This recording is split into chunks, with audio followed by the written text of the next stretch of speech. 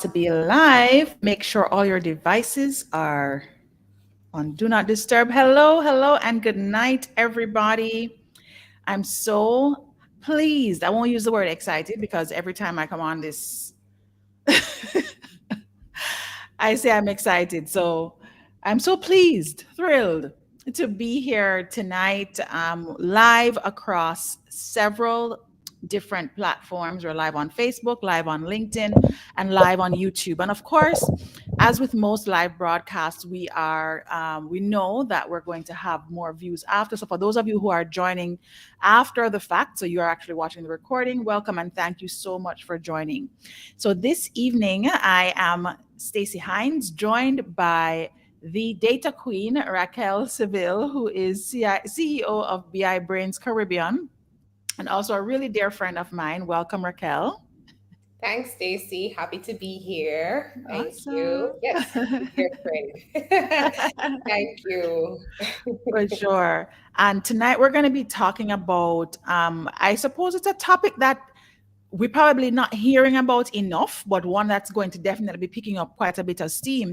And this is related to what I now know to be femtech. You're going to have to educate me around that one because I didn't understand the phrase until I started doing research around women's health, and I saw it being used in a couple of circles.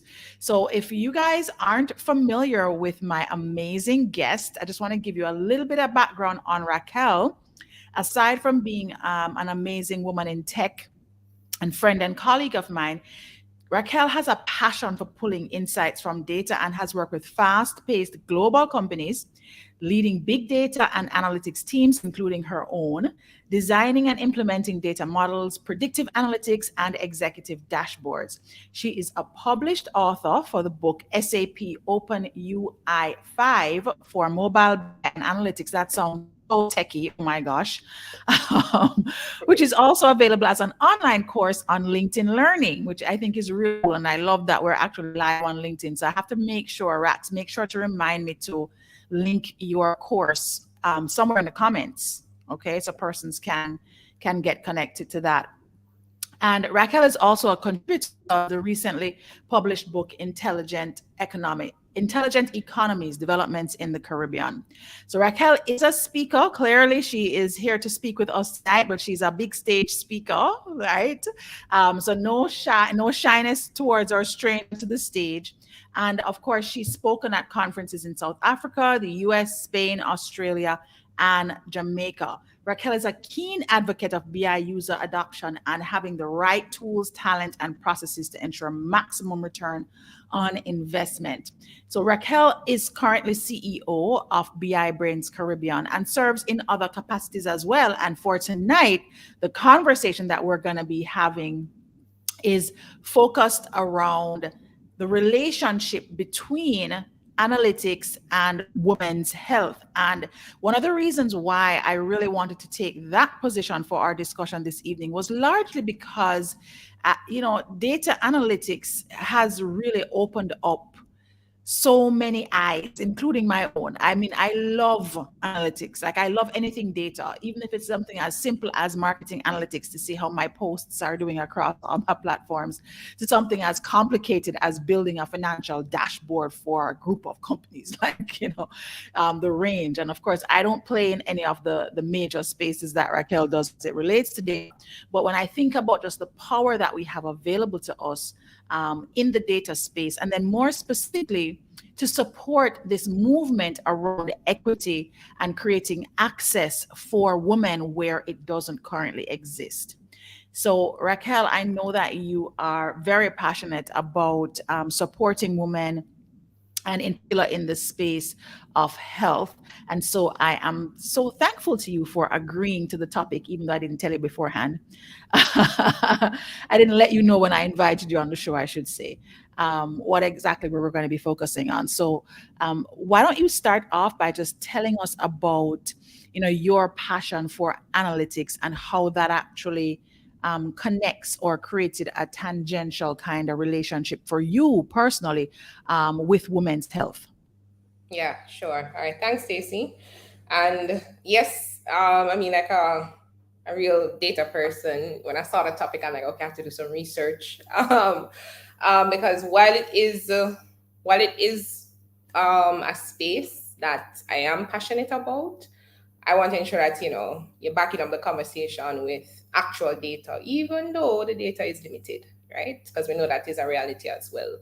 But for me personally, I think if anyone probably knows me or has had an interaction with me, you know that I am in the data space. Analytics is what I've done since I left university.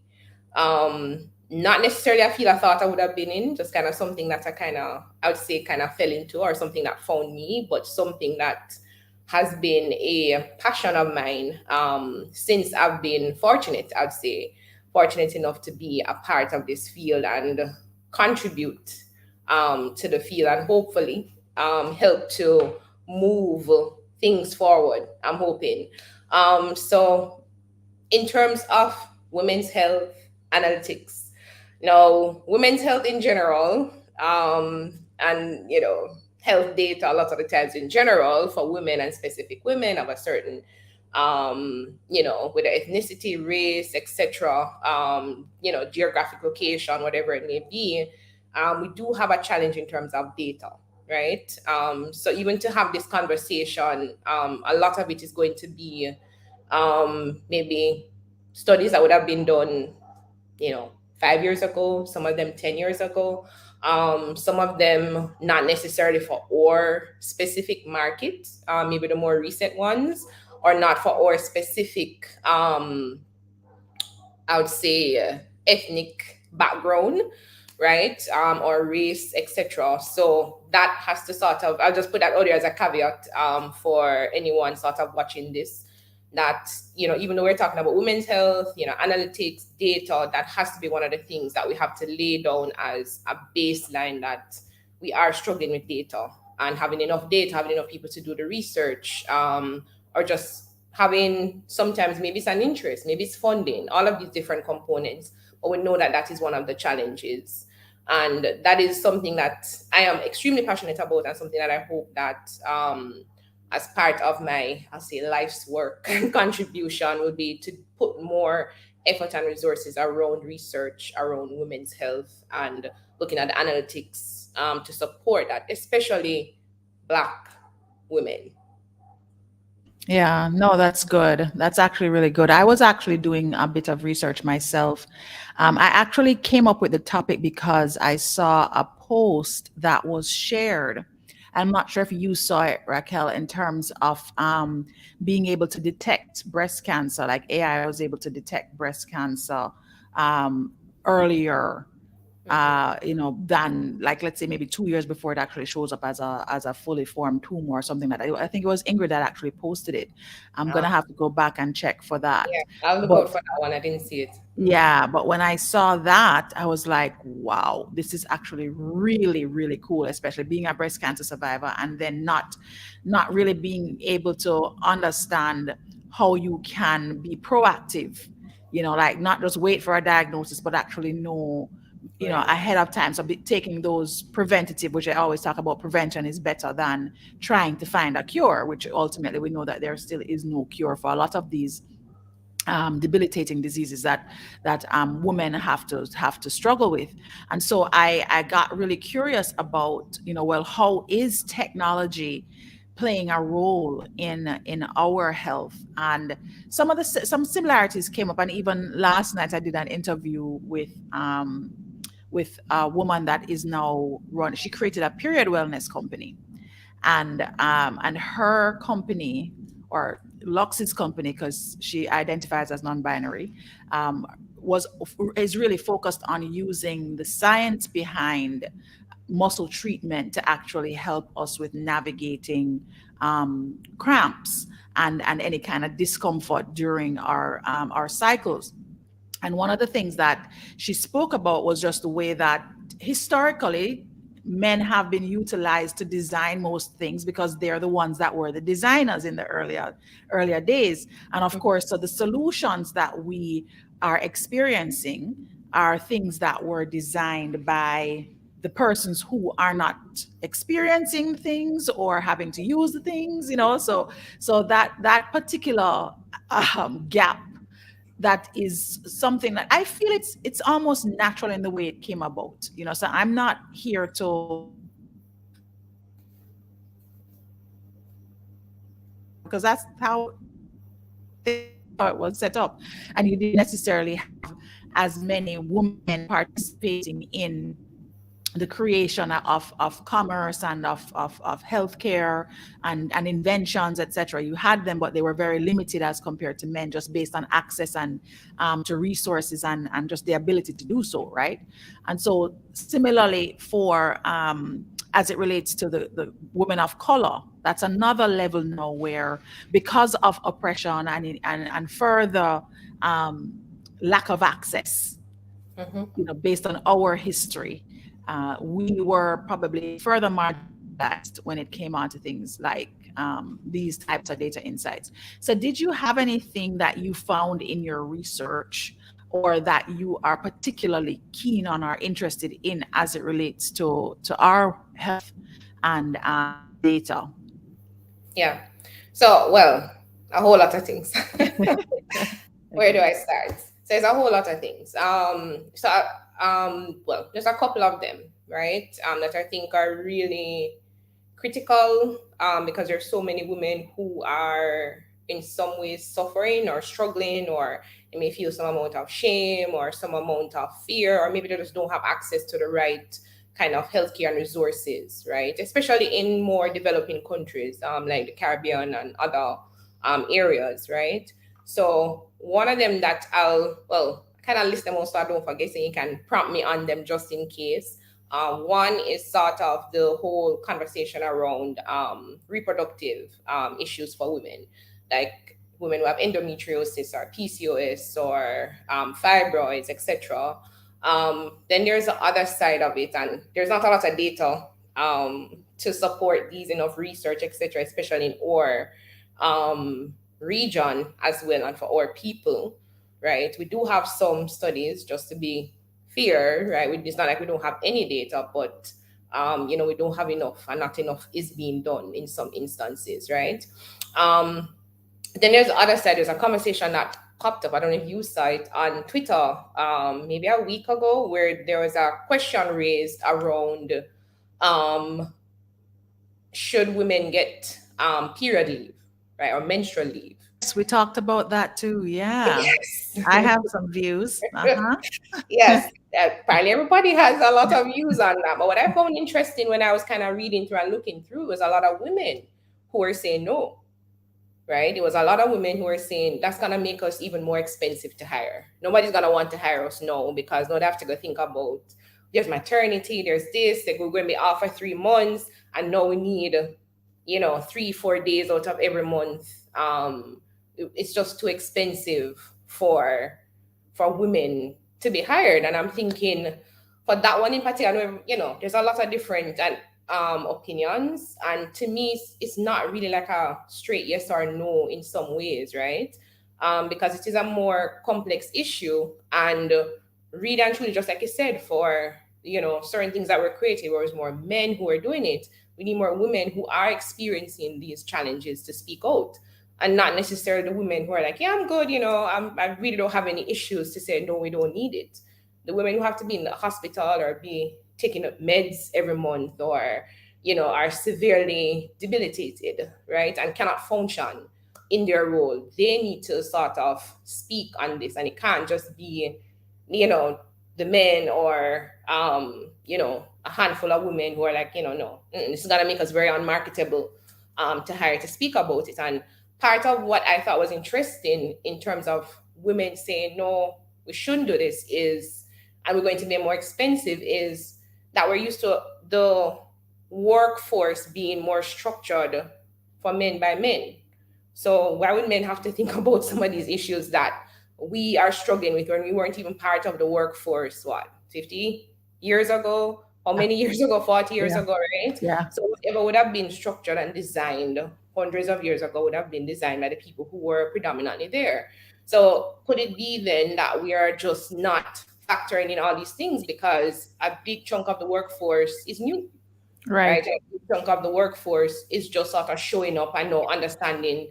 This, we showed up and then we realized, okay, we're showing up, we have to go off and our children, we have all of these different components. Of course, that would not have been factored in the original workforce. It's not, I don't necessarily think that is that we're expensive to hire is gonna make us more, unmarketable, etc. It is that we are new to the workforce and we have to kind of look at it that way.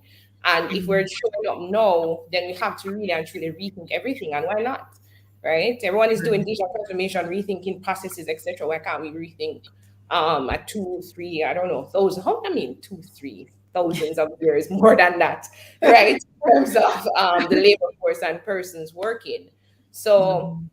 I don't know what's your take on it. I don't know if you want to jump in and sort of give. Yeah, no, I think so you're spot on. And I mean, it's interesting because I've been this entire Women's Month, I've been talking a lot about periods in the space of work, which that's the first thing, right? Is that we don't talk about it. We act as though it does not exist. Yeah. Women don't talk about it because of shame. For most, I'm not saying everybody is like that, but Yeah. most women don't talk about it because of shame.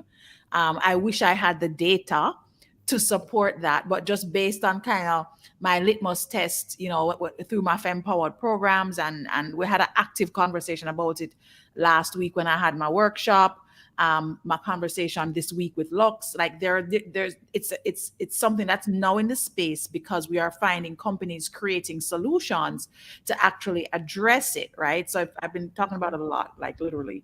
And ultimately, I think one of the main things that has come up as a conversation piece is this issue of shame and of the fact that the workplace was not designed to consider it, and not just periods, but any kind of hormonal thing that happens to a woman, whether it's menopause or you're having different kind of hot flashes, whatever it is. So you'll see women in board meetings and they'll be drenched in sweat and they're holding it together because there isn't a safe space for Yeah. them in their minds to actually have that conversation. And I think what would be helpful is, of course, being able to see tangible insight to say, okay, well, this percentage of women, when surveyed or when focus group or whatever it is that we use to collect this and harness this information, have suggested these approaches. Because that's another thing, is that who is actually coming up with the approaches for solving this, right?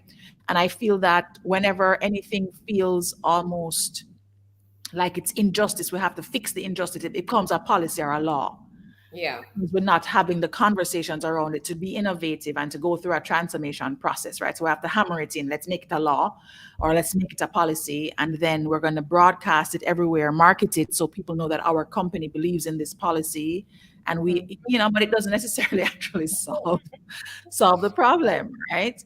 And to your point, one of the things that I definitely aligned with was just around the historical value of things, because we are showing up today wanting that change, and many persons, their DNA is coded to what exists. So even as a woman, where you would want, probably like really deep down inside, because we don't necessarily speak up, right? That's the next thing, that's our challenge. Mm-hmm. Deep down inside, we have the concern or the desire to take time off, whether it's a day, because day 1 and 2 maybe, right? That you want to take a day off so that you can nurture yourself, because it's difficult for you. And I understand now that chronic pain is classified as anything that you have to deal with over several months, and pain that is associated with, like, an endometriosis or fibroids or your period or anything like that, would Right. be considered chronic, because even if it only happens cyclically, it's still more than one time. It's happening every single month, right? Mm-hmm. When you suffer from chronic pain of that nature, you would think that persons would want to step into the light of, yes, let's take this policy, if that's what it is, or let's work on this transformation. But then there is the fear. So you have shame on one side, and then you have Mm-hmm. fear on the other side, because we are dealing with inequity in multiple areas. Yeah. And I feel, and that there's been a lot of progress that's been made, and it's almost like, well, you don't want to now start to erode that progress, But if Yeah. we had a blank slate where we were designing the workplace from scratch, like, yeah, we would have to figure that calendar out. It would just be a part of the process. And then we'd be able to harvest the data to use that to support who needs to be out versus who doesn't need to be out, right? Right. Exactly. And I mean, if you look at it holistically, right? Just like a sick day, you have 10 sick days traditionally, I think, for most companies annually. Mhm. Some people don't ever take them because Mhm. either they're fine, etc., or they kind of ensure that they probably don't get sick by taking their supplements, exercise, eat, whatever, or avoiding certain situation, whatever it may be. So Mhm. in this scenario as well, it wouldn't apply to you Yeah. because if you're fine and each month you're okay, you don't need the days, and you don't have to take the days. Yeah. So I think that's part of it too. It's not like, okay, this comes and then everyone is going to be taking it all at once Yeah. every month, right? Yeah. And people are joking about the fact that when women are together, their cycles sync up and everyone isn't in the company. All be It's out. going away Period leave. Now it's on, period leave. It's not on leave. like a But I period. think that's kind of an extreme view because realistically, I mean, if you are, operating with some amount of integrity, then it doesn't apply to you, then you wouldn't take the days, right? Yeah. So I agree in terms of we really need to reframe some of the conversations and not just say, oh no, this is gonna make us very unattractive to hire, as opposed to, Hmm. we're really new here. We were really Yeah. traditionally, nurturers at home, taking care of our families. Yeah. But now we're in the workforce, and this workforce has been around way longer, right? Centuries longer than we have been a part of it. Mhm. So we have to think differently about how we show up into this workforce. And I just think that conversation, I saw it on Twitter and I saw the no's and it's turned into some very heated perspectives from different persons. And it's something that even like kind of floated to my girls group, and Mm. kind of asked, what do you guys think? And it was mixed reviews as well, right? And as I said, I don't think it's not necessarily as our wrong or right, because as you said, some of it Right. really just our indoctrination, Yeah. over the years, and we're just like, no, this seems like a lot Yeah.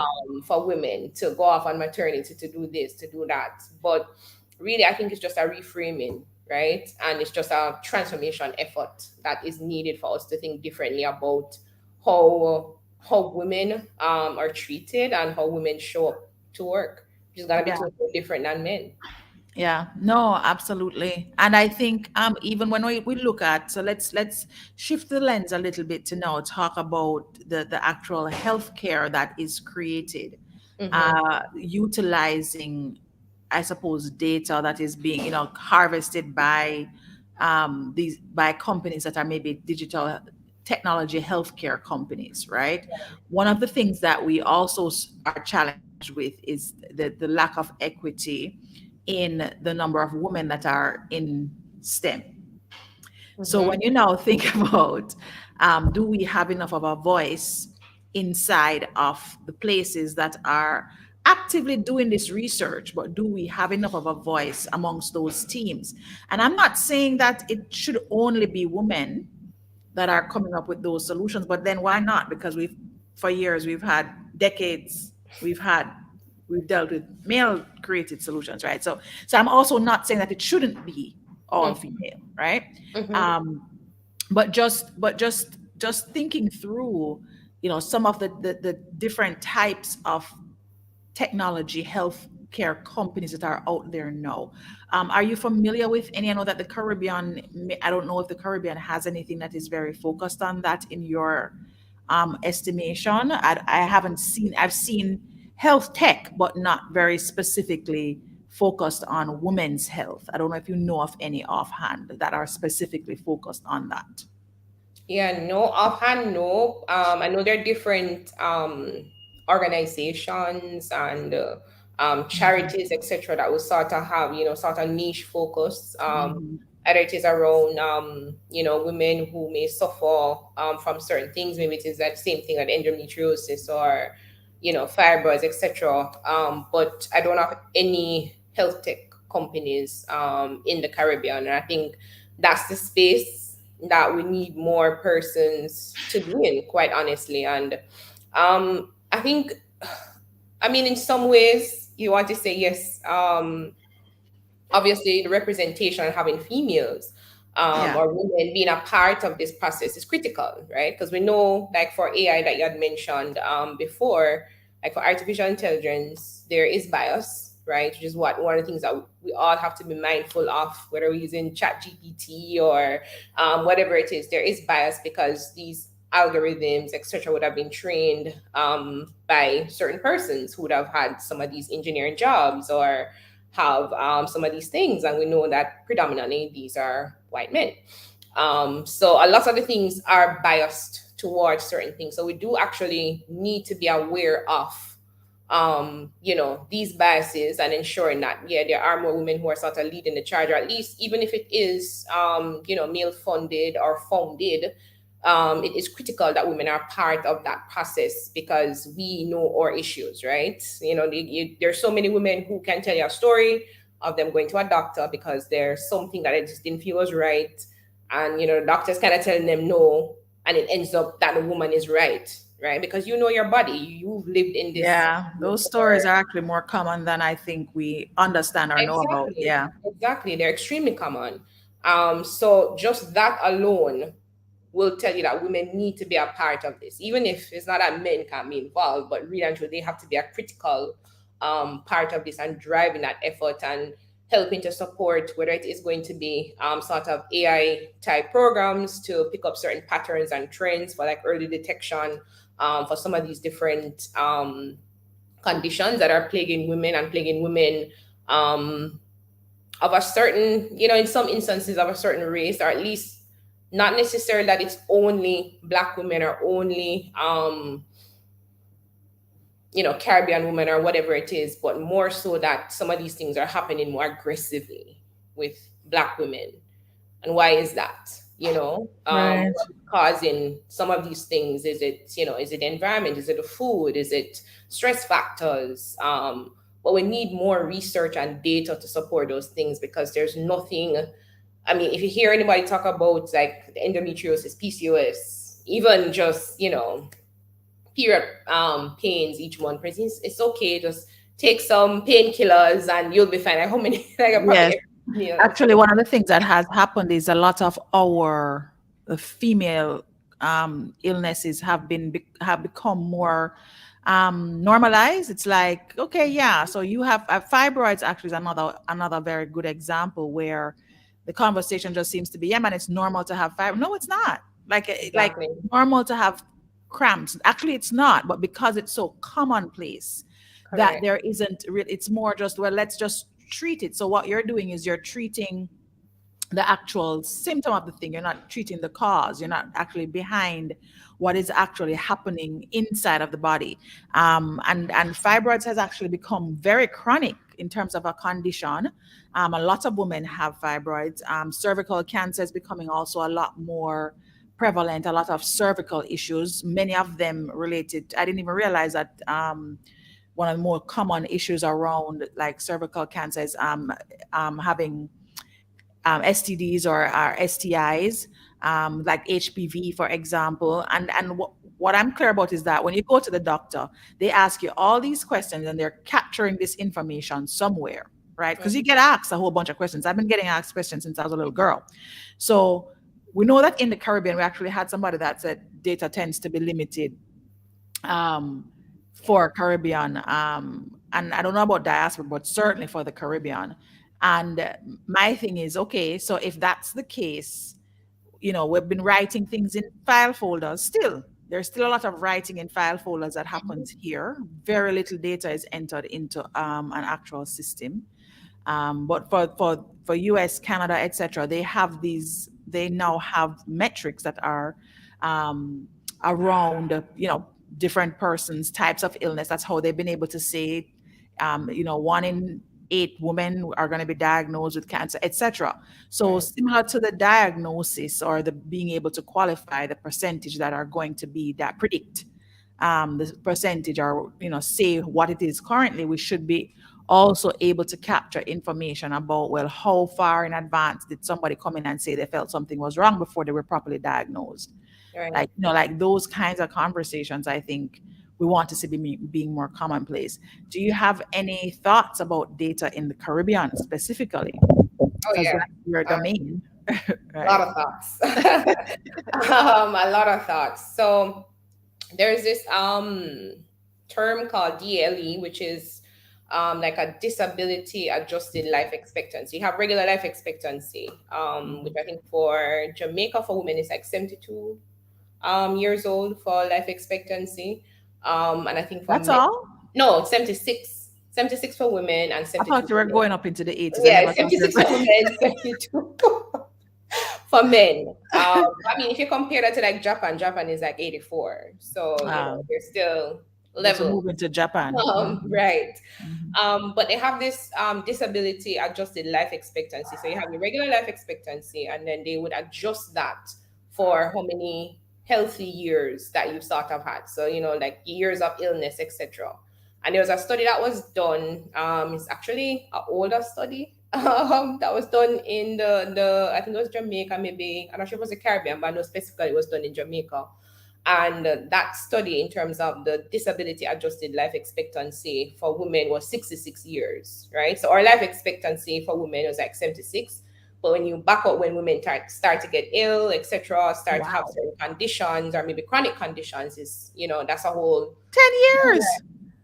right. Wow. Well, 10 years. The men were doing a little bit worse. I think theirs is like 5 years, so theirs is like 61, right? And I found that interesting because I thought, whoa, okay, so life expectancy is 76, the disability adjusted life expectancy is 66. However, women are living with, in some instances, chronic pain, chronic illness for for like from teenage years, from the period start with endometriosis, pain, etc. But that actually doesn't factor in into that, right? It's more factoring in, like, you know, when you get like the major ones, you know, like hypertension, diabetes, cancer, you know, those bigger ones. But what happens to a woman each month, that pain for someone is extremely chronic to the point that they have to have a hysterectomy, right? You know, which as a last resort to try and get some semblance of normalcy to their lives. But there's no factoring of that. And that fully affects their life. For some women, they end up in the ER, they're, you know, all of these different Well, they can't have children, and if that was one of your desires, you are not able to have exactly, babies. Yeah. exactly, right? And then again, even for endometriosis, right? Which there's this number that keeps getting thrown around for Jamaica, which is 100,000 women suffer from endometriosis, 100,000 women. And I've seen that number now for maybe 10 years, right? Women and girls that suffer, because obviously this is something, as I said, you know, it's like each generation it gets more aggressive, and, you know, it's younger persons and it gets younger and younger in terms of being affected when the studies are being done.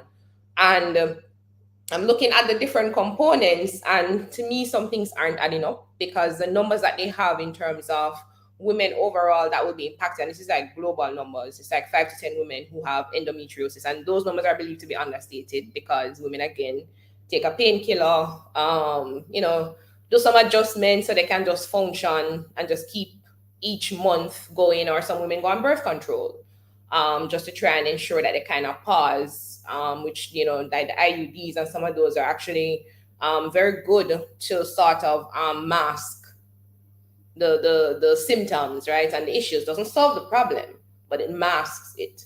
So for some women, they kind of live that life just so they can function, but it doesn't mean that they aren't in severe pain, they aren't having issues, but the data doesn't factor in those components, right? It's really just focused on when we get to the point of, you know, really getting old and start having these other, in some instances, lifestyle diseases, that Right.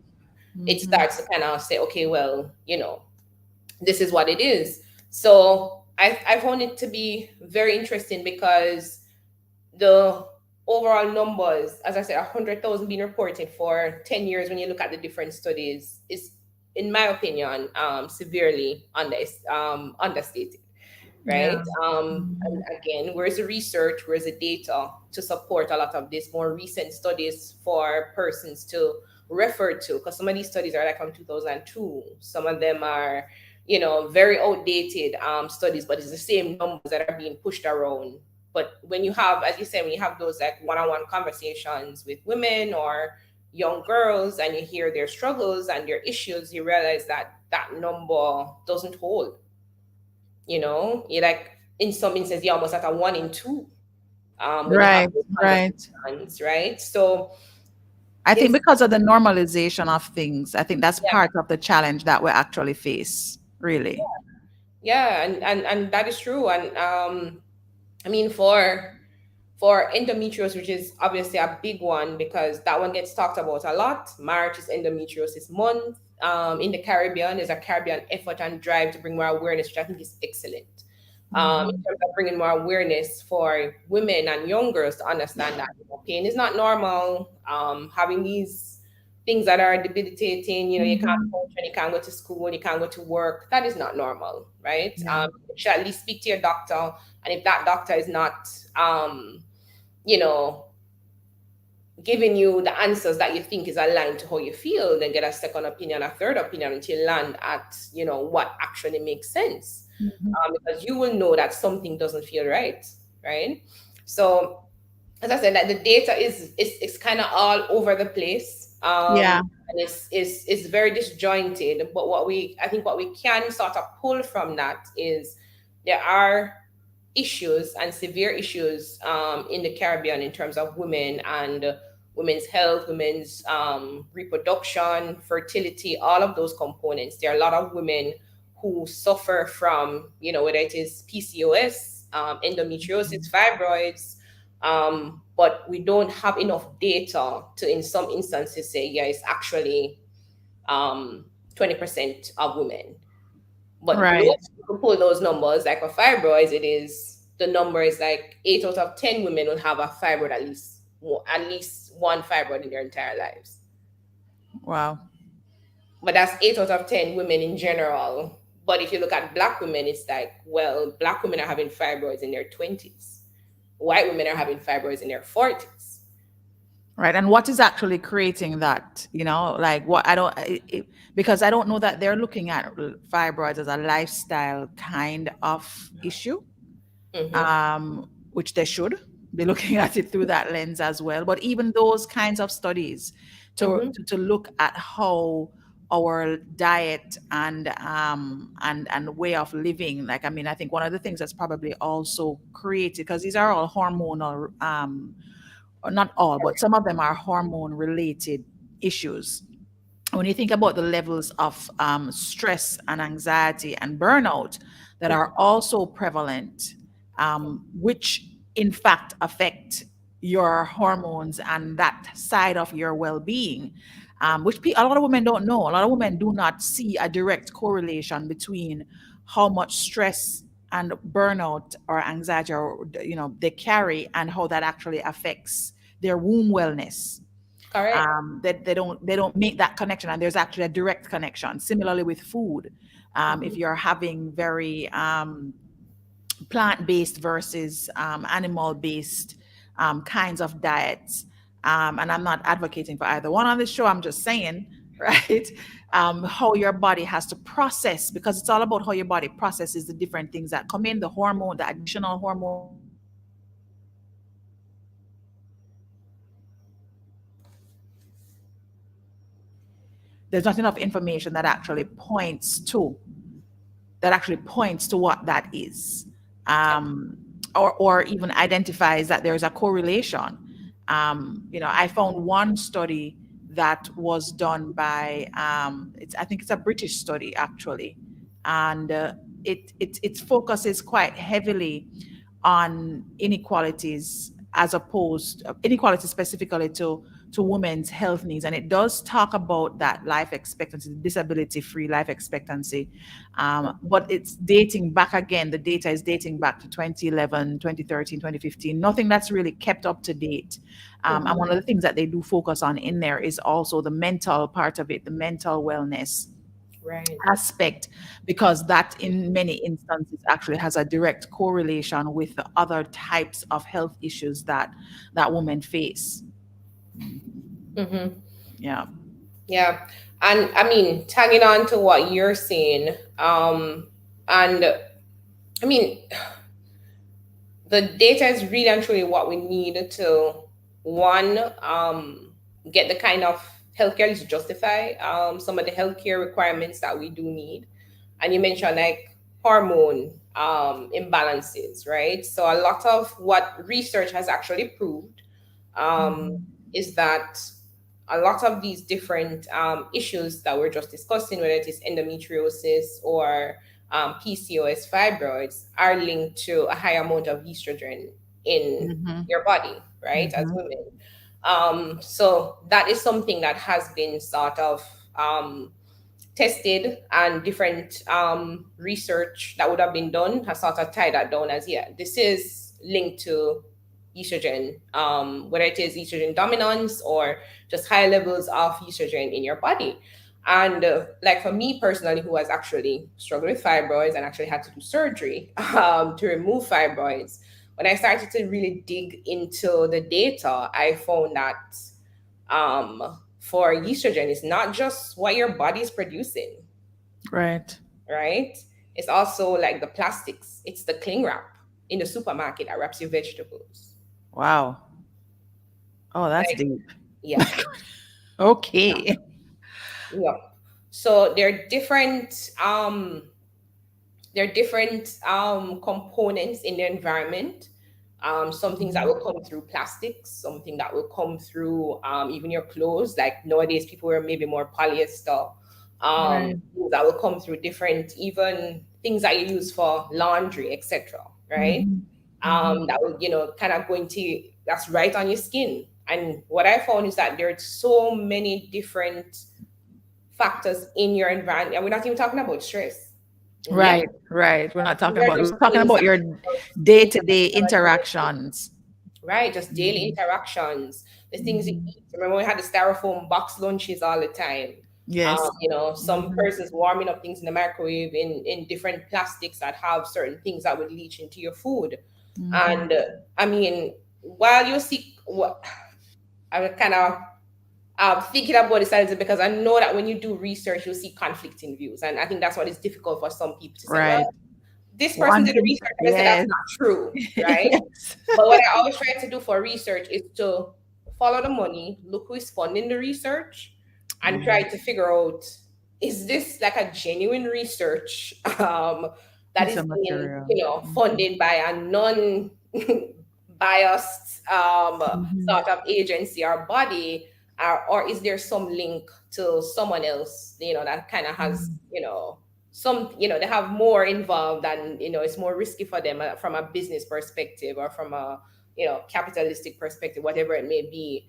So That's that's actually a really good what, point, Raquel, mhm, in terms of the following the money, because I don't, yeah, there is so much data now. We're really inundated with data. And I mean, we now have your chat GPT-4 and whoever else is out there in this now very AI facilitated world of yeah, information. And depending on who is behind that, who is actually providing the giving you the access to it, like who is making it available to you. I don't correct, think, even for myself as somebody that is in tech and actually interacts with data quite a bit, I don't think I actually ever thought about it through that lens, that I yeah, need to look at, who is funding this research and whether or not it's a pharmaceutical company that wants to say correct. it's it has nothing to do with the pharmaceutical companies, it's the food, so. And There you if go. so, for Yeah, sure.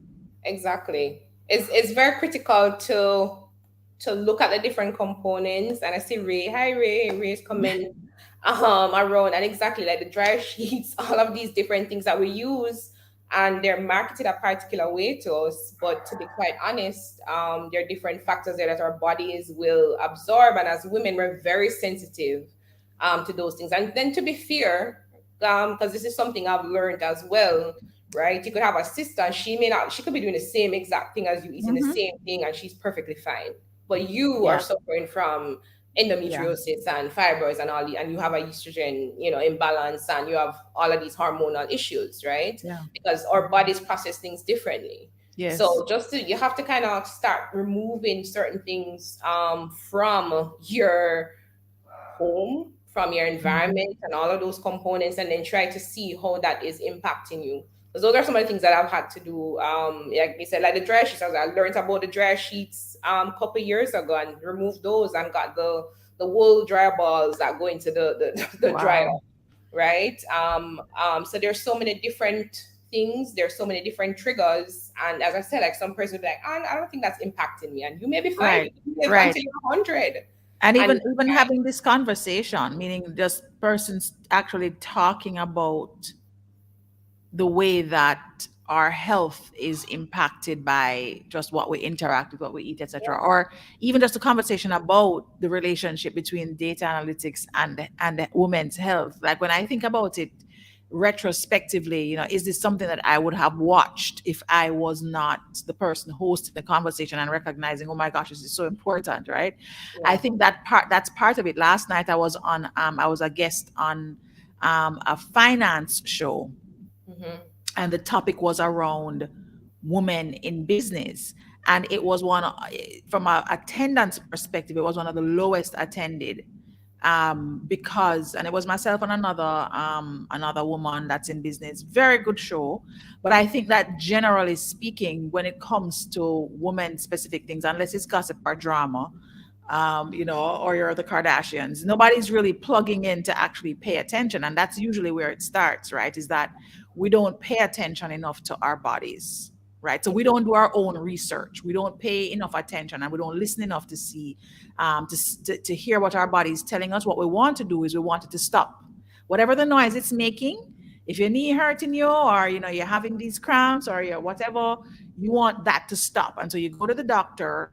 Not necessarily. I don't know that many women are going to the doctor to really understand what's happening. I think they most likely go to the doctor so that they can stop the noise, right? So Yeah, it's give me the pill so that I can stop the noise so that I can get back to doing what I need to to doing do. what I need to do. Yeah. And so, if I would love to actually even get the data on that, like how many women are actually interested in understanding why something is happening to their body versus just because everybody wants the pain to stop, or wants the noise, as I'm calling it, to stop. Hmm. I mean, when I was ill, you know, I think that was my big wake up, or maybe before, when my grandmother had gotten ill, and I got really curious about the body when Yeah. she got ill, because of course it's your grandma, you want everything to be right with your grandma, nothing wrong. And then, it was a few years after that then I became ill. And so I'm wondering, how many women, when they are going through chronic illness or any kind of, even not chronic illness, but you're having your period, does it ever occur to you, like, is this normal? Like, how comes I know this one person that they don't have any kind of cramps whatsoever? How comes I have to deal with that? Do they ask? Is there that openness, that curiosity? So the research actually starts with you before you start going and digging. And you said we know our bodies. I think we do know our bodies, but I think many times we dumb it down. We quiet what it's trying to tell us, because we don't want to have to deal with it, or through a different lens, we don't want to have to worry about what it's going to prevent us from doing if we start to go down the road. Yeah. Well, I mean, that's interesting, Stacey, that perspective. And I don't know, like for myself personally and other women that I've spoken to, we really want to know though. Okay. Really That's want what to I'm know. saying. I would love Yeah. to see what that looks like. Do we I really mean, want to that's why I've know? been in a rabbit hole myself researching since I suffered child loss, which is what about 7, 8 years ago, right? Yeah, And it kind of led me down a rabbit hole to research. Okay, so why did I get pre-eclampsia at 7 months right, pregnant, right? Or why did I get fibroids right. at a fairly young age? Well, still in the reproductive years, etc. Yes, yes, Being diagnosed with that at 30 years old kind of feels young. And then if I speak to like my mother and my sisters and my siblings, for them it's like, they had kids, they're fine. This is something that happened to them 40s, 50s maybe.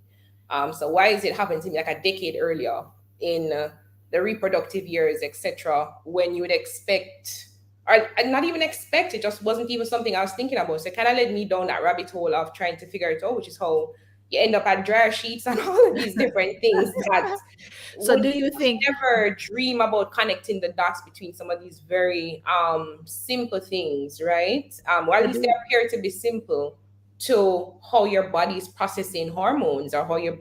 how your body's overloaded with hormones because of these different things. So do you think then, and I mean, this is why I would love to see the Yeah, intel, because exactly. I'm really curious about whether or not women want to know. When I say Mhm. want to know versus meaning, yes, you want to know, but do you want to know because you want to get to the root of, do I need to start using different dryer sheets? Or do you want to just get the medication to cover up Yeah, whatever, to deal with it so that you don't have to necessarily be in the pain? yeah, Which is a very real thing because there's a lot of women that are in pain all the time and are yeah, taking a lot of medication to actually deal with that. yeah. I see where Jermaine says it depends on the perspective. I don't necessarily agree with that assessment. So, which assessment, Jermaine? Because I'm not sure. So, which assessment is that you don't necessarily agree with? Yeah. Yeah. So, if from maybe you know through talking with your girlfriends whether or not they have gone down the rabbit hole. I see Rawati. How do you pronounce her name? I don't want to say it wrong. Rawati. Rawati. I see Rawati talking about the different, because so clearly there's been exploration on Rawati's part. I haven't done, I'm going to have the conversation with a few of my girlfriends to kind of see Yeah. what they think, you know? Yeah, but I think that's actually part of it too, is having those conversations. Because I think some of it, like to answer your question around, wanting that data or that intel to say, do women really want to know, or do they want to sort of, just numb the pain, move on with their lives, etc. But some of it is just the programming that we've had, right? Mhm. Just growing up, right? I mean, I think most parents can remember, like, even from your high school days, once your period starts, it's like, you're going to feel pain, you're going to this, you're going to all Yeah. things were normalized, right? As you were saying before, Yeah. there is some normalization to it, right? And for some women, they're probably just, putting their best foot forward just to look like, okay, I have it all together, I'm good. Yes. There's definitely the best foot forward. Right. I'm just showing up Yeah. in the space the best way I can show up. And, girls are doing that as young as 13, 14 years old, Yeah. right? Just showing up, because the reality is that when you look around you, if everybody else look at you're fine, then, Yes. You don't want to stick out you like don't you're want not to fine or, scout, yeah. you don't want, and then that conditioning goes into adulthood, right? You're in the Mhm. workplace and it's a similar thing, most women seem fine, but you don't know either what those women are actually going through or dealing with. It could be Agreed. maybe they're just taking birth controls to sort of stem whatever is happening, or to kind of, just create a Manage the shutdown hormones. around Yeah. the pain or the symptoms, etc. And that is a very popular recommendation from a lot of It doctors is. as well. So Oh, that I yes. think is a normalization. Yeah. And there's actually a book that I can't remember her name. A lady wrote that, birth control is actually one of the biggest experimentation that we've had over the last 50 or 60 years. Where's the Mm-hmm. empirical data to support that this is really something that women should use, or is even suitable Yeah. from women, right? Why don't we go to the root cause of what's causing these issues that women are having, as opposed to, I mean, outside of those simple, okay, birth control is to, prevent pregnancy. Outside of that, a lot of women Right. are using birth controls for that reason. Mm-hmm. So I Mm-hmm. think it's really a conditioning. So even if women want to know, it's kind of like, yeah, well, if I get an IUD and I'm good for 7 years, Yes. What? Yeah. Yeah. I get to function, I get to, have my career, I get to date, I get to do all these nice things. And that may seem fine, to be honest, too. If you're talking to someone who's maybe 19, 20, that Yeah. seems fine. I'm going on a rabbit hole, going to all these different doctors to find a diagnosis. When really Mm-hmm. and truly may do all of that and still not And find still anything. not know. Yeah. Yeah. Because one of the things that I did learn about endometriosis, and it's just great that we're actually talking about this in the month that is National Endometriosis Month. But one of the things I learned was that it's very difficult to diagnose based on just how the cells operate and based on the tools that are available now to actually do that diagnosis, and that the persons who are skilled or trained to actually do that, the types of doctors that are trained to actually do that diagnosis. So Mhm. Here we go. So the assessment that there was low interest in certain topics related to women, it comes onto the audience that has been built for that platform and the expectation of content. Hmm. It's an interesting perspective. What do you think about that, Raquel? Maybe you can decipher, code. Yeah.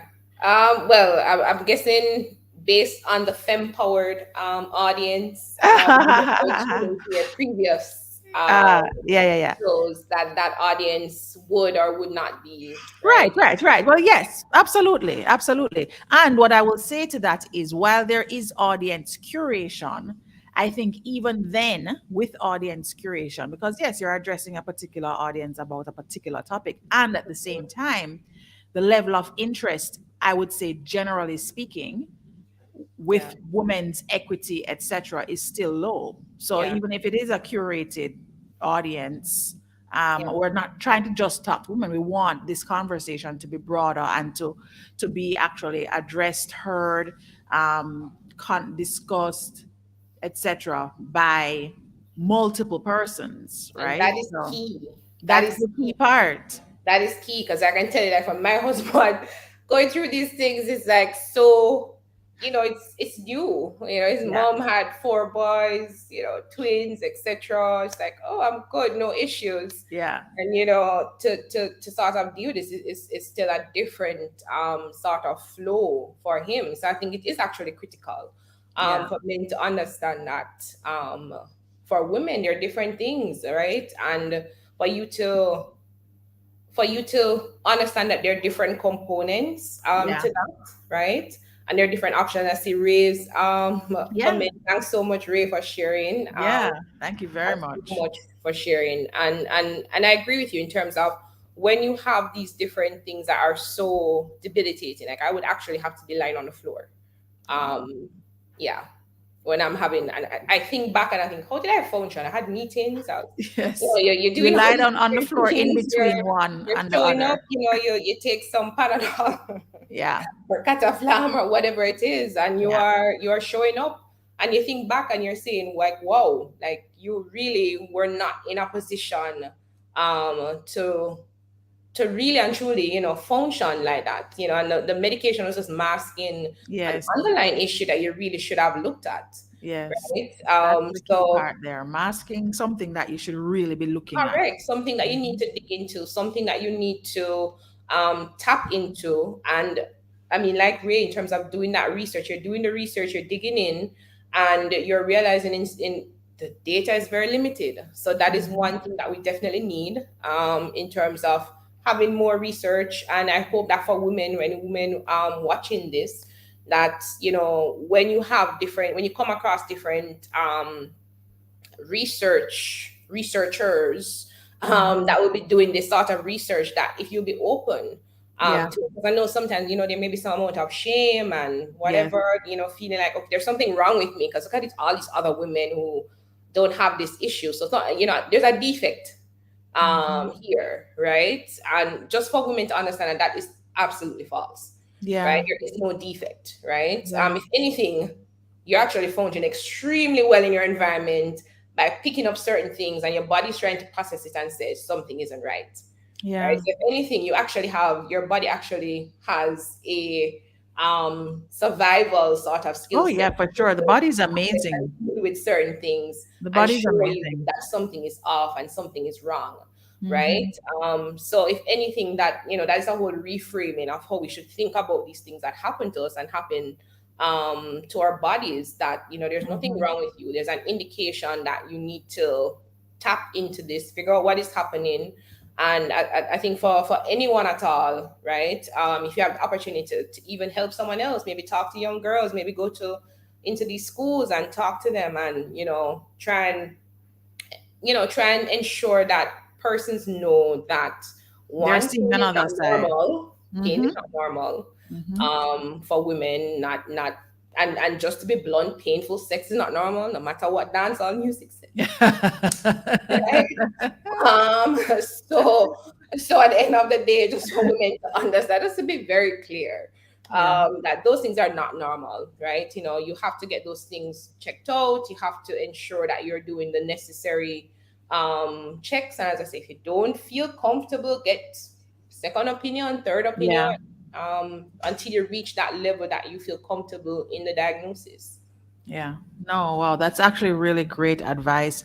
I'll take one last comment here. Masking creates delays, which may lead to surgery. Absolutely. Yeah. And for many women, I think that's what happens sometimes in not being able to get the answer in a relatively quickly time frame, or going to multiple doctors who struggle with diagnosing it, or who give you the pill as the first indicate, well, let's try this and see what happens, kind of that exact process, right? Yeah. So I think we've had a great, already it's an hour, I normally. did not realize that. And I just to say, not know. to knock the doctors or anything that do that, because they're also a part of it's also a part of their programming, just to be clear, Yes, right? I mean, it's also a I part of agree. their programming that this is something that they too are taught, right? Yeah. That this is something that helps women to clear acne, it helps them to deal with, pain. So prescribe this, sort of pill to them to help with that, or the IUD or whatever it is. It's not Mhm. enough the doctors, because really and truly what we really need is a whole reprogramming for Mhm. everyone, the medical practitioners, the people who are like us, who are here with all these issues, and we need that help and support. And also, or we need allies, right, from Yes. our husbands or boyfriends, other women who don't feel the pain, don't know what it is What that we're talking we're talking about. about. Don't judge. Don't be like, oh my God, what's wrong with her? How come they don't have any kids? Why is she gaining so much weight? You just don't know what someone is Yeah. going through. Yeah. So just to be kinder. That's what I'd say. Just to be Mm. kinder. That's good. That's good. And I will say for sure that I think men are actually more allies than they're not. I think part of what they also face is some women don't talk to their partners about what they go through, Yeah. what's happening with their bodies. And we really do have to make sure that we are creating safe space in relationships, Mm. and being vulnerable and open and so forth, to make sure that we can have these conversations, because especially if you're with a lifelong partner or a love partner, that's the same person that's going to be turning around and taking care of you when you have to have surgery. And the point here that Jermaine raised, and I think it's important for us to empower our children in knowledge of these areas, so our daughters, etc. And that's definitely a point that I will say that that's something that I create a lot of space for with my girls, an open space. We talk about all those kinds of things because I think I want them to have a much more shame-free experience around things like this, Absolutely. and also be able to contribute to that movement that says we want to know, we want to have the information so that we can make the choices that are best for us. Right. Yeah. Okay. Well, thank you so much, Raquel, for joining. We had quite a lively conversation and a few viewers on our different platforms. So thank you very much. Thanks for This having was me. It really, was really great. And I'm looking forward to hearing this, seeing the comments that come up post the actual live being published on our different pages. So thanks again for joining, and thanks to those who joined us live, and for those who are going to spend some time watching this with us. And here goes Ray saying, "Good advice. Thank you, Stacey and Raquel, for having. We need these a lot more." Yes, we're going to come back. We're going to come back with fun. more weekly conversation. No, not yet, Jeremy, not yet. Yeah, we need to come back with Ray. Ray's in Trinidad, so So we'll come back with Ray next, right? round table conversation. All right, guys. Thanks so much for joining. Take care. Have a good night. All right.